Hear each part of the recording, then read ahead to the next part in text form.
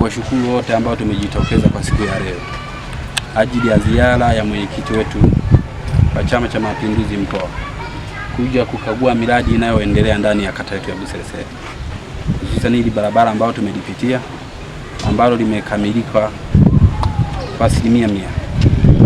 Na sisi tutumia hii nafasi kuwapongeza watu wa TARURA kwa kufanya juhudi na kutengeneza, lakini bado wanaendelea kutengeneza.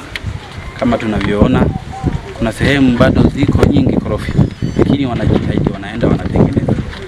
Kama walivyoelezea bajeti zao tumezisikia kwa wote, kwa tuendelee kuwaunga mkono na kuwapa ushirikiano ili kusudi waendelee kututengenezea mji wetu.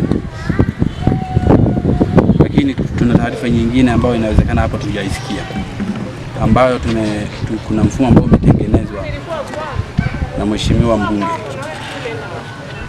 ambao ametengeneza mazingira ya mabarabara haya ya mitaa ya Buseresere, atayajengea mitaro yote.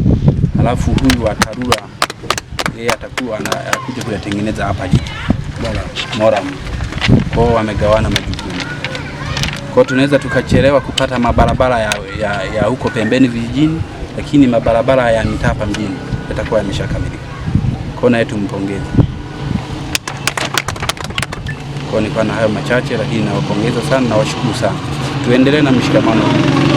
Leo Buseresere viongozi wa mkoa wametoka, wana imani kubwa na sisi, wana imani kubwa na Chama cha Mapinduzi kata Buseresere. Kiko pamoja, kipo na ushirikiano.